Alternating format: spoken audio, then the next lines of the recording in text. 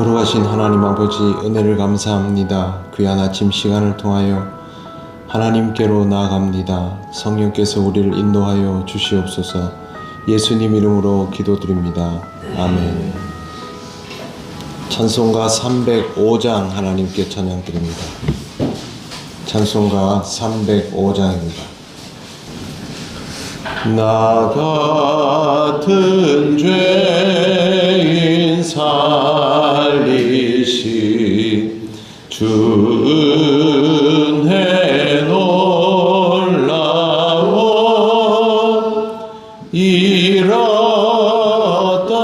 생명 찾았고 광명을 얻었네. 큰 죄악에서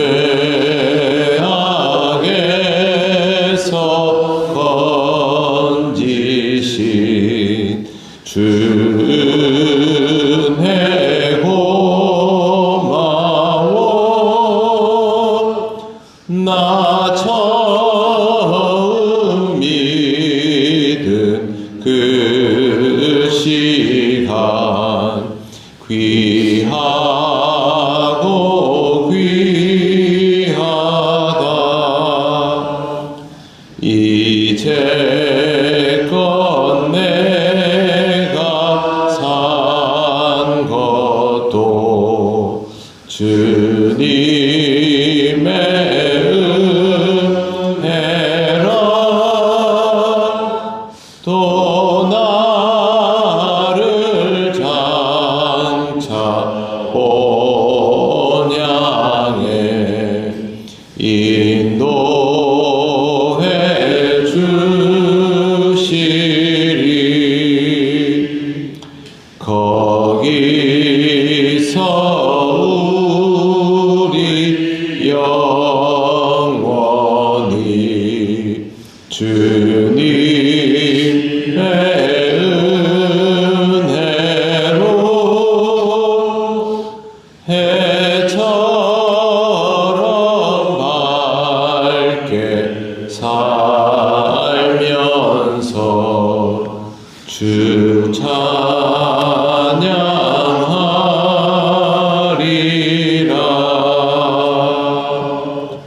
아멘.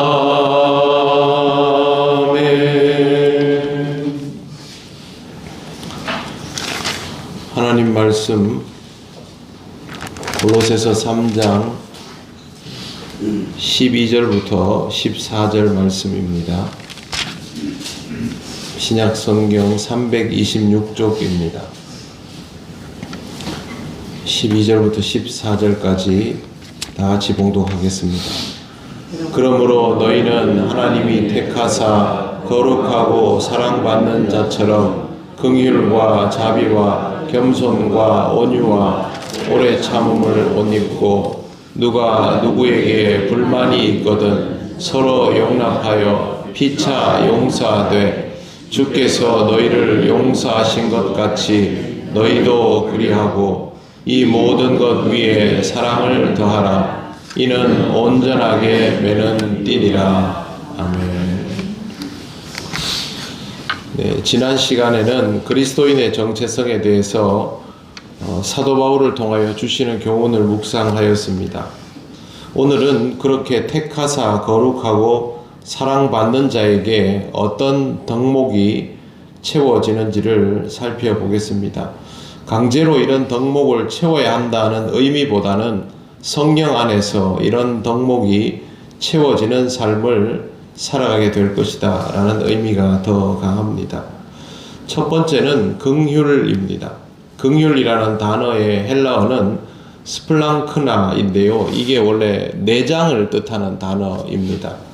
상대방의 고통을 보았을 때 내 속이 뒤틀릴 만큼의 고통을 느낀다라는 것이 바로 긍휼입니다. 남의 일은 남의 일일 뿐이다 라고 생각한다면 긍휼의 감정을 가질 수가 없습니다. 긍휼이 가능하려면 무엇보다 우선되어야 하는 것이 공감 능력인데 그것이 쉽지 않습니다. 이런 깊은 공감의 자리로 나아가려면 이전의 과정이 필요한데 무엇보다 타인에 대하여 함부로 판단하거나 비난하지 않는 것입니다. 우리는 누군가를 보면 판단부터 하게 되어 있습니다. 그러나 그 판단을 보류할 줄 아는 것부터 시작해야만 타인을 내 자리가 아닌 그 사람의 자리에서 볼 수 있게 됩니다.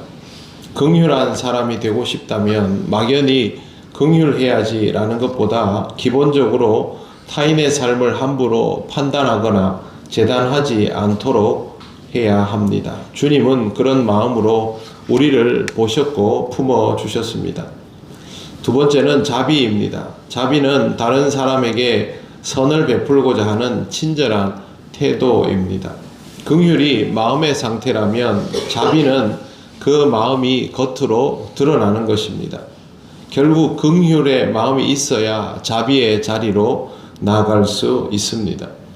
다른 사람에게 무언가를 베풀 수 있습니다. 그런데 긍휼이 있으면 자비가 되고 긍휼이 없으면 동정이 되어버립니다. 그렇기 때문에 타인에게 선을 베풀 때는 항상 긍휼의 마음이 먼저 자리 잡아 있도록 해야 할 것입니다. 그렇게 해야 또 자기의에 빠지지 않습니다. 결국 그리스도인에게는 이것을 위한 또 하나의 덕목이 요구되는데 그것은 바로 겸손입니다. 겸손은 잘 아시는 것처럼 자신을 낮추고 타인을 높이는 마음입니다. 헬라 사회에서는 이걸 바보 같은 짓이라고 여겼습니다. 왜 그러냐면 스스로를 드러내고 스스로를 높이고 다른 사람들에게 강하게 비치도록 하는 것이 이 사회생활에 유리하다고 생각했지, 자기 자신을 낮추면 오히려 공격당하기 쉽고 여러 가지 면에서 불리해지기 때문에 이렇게 하는 것은 바보 같은 짓이다 라고 생각했는데, 이 헬라 문화가 가득 차 있는 로마 제국 아래에서 로마의 식민 지배를 받는 조그만한 민족에서부터 비롯된 종교인 기독교가 도리어 자기를 높이는 것이 아니라 자기를 낮추는 것에 가치를 두었다는 것은 굉장히 그들에게도 특별하게 여겨졌을 것입니다. 인간이 누가 자기를 스스로 낮추고 싶어 하겠습니까? 아무도 그걸 원하지 않습니다. 그러나 주께서 우리에게 그 모습을 스스로 보여주셨고 그 삶이 얼마나 귀하고 강한 것인지를 깨닫게 하심을 통하여 우리는 주님의 은혜로 스스로를 낮은 자리에 둘 수 있는 사람이 되었습니다. 신앙이 아니면 굉장히 어려운 덕목이 바로 겸손입니다. 사람이 정말 겸손해지려면 코람데오의 마음가짐이 필요합니다. 사람을 보면서 기준을 잡으면 그 기준은 상황에 따라 또 대하는 사람에 따라 달라질 수밖에 없습니다. 내가 누군가보다는 부족해 보여도 누군가보다는 또 나아 보이고 어떤 사람보다는 낮아 보일 수 있어도 이 사람보다는 더 높아 보일 수 있는 것이 인간이기 때문입니다. 그런데 하나님 앞에서는 이런 것들이 다 의미가 없습니다. 우리는 하나님 앞에서 무조건 부족한 자이며 작은 사람입니다. 그러므로 겸손의 태도를 유지하는 가장 좋은 방법은 내가 늘 하나님 앞에 서 있다는 사실을 잊지 않는 것입니다. 그리고 하나님 앞에 늘 서 있게 되기만 하면 스스로 이런 자리에 처하게 되고 모든 것이 하나님의 은혜임을 깨닫게 됩니다. 하나님 앞에서 우리가 작은 자가 되었다고 해서 초라한 사람이 되는 것은 아닙니다. 하나님께 은혜 받은 사람은 자존감이 낮아지지 않습니다. 도리어 자신을 정직하게 바라볼 수 있게 되고 그것으로 인하여 스스로 자존감이 높아지는 것을 경험하게 됩니다. 자존감이 높아진다고 전혀 교만하지 않습니다.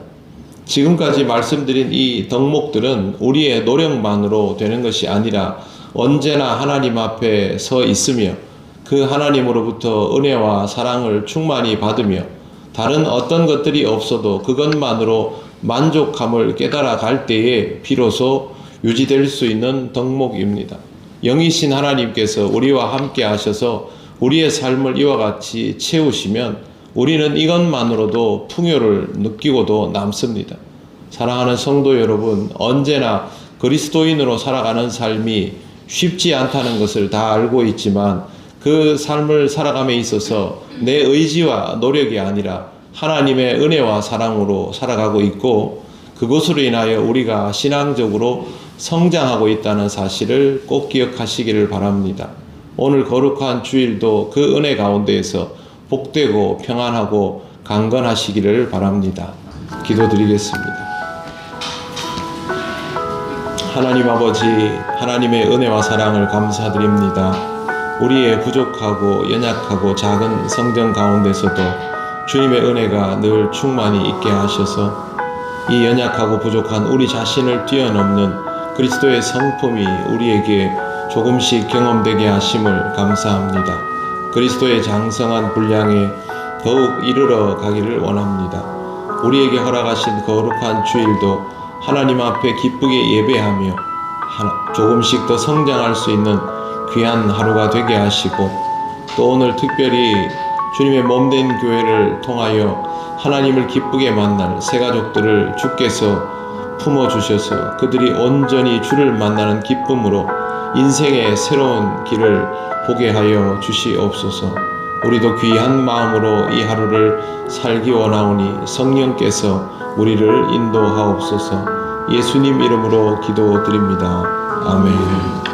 하늘에 계신 우리 아버지, 아버지의 이름을 거룩하게 하시며 아버지의 나라가 오게 하시며 아버지의 뜻이 하늘에서와 같이 땅에서도 이루어지게 하소서.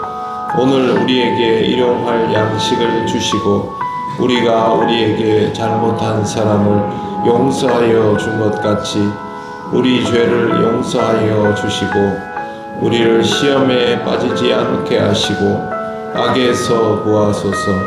나라와 권능과 영광이 영원히 아버지의 것입니다. 아멘.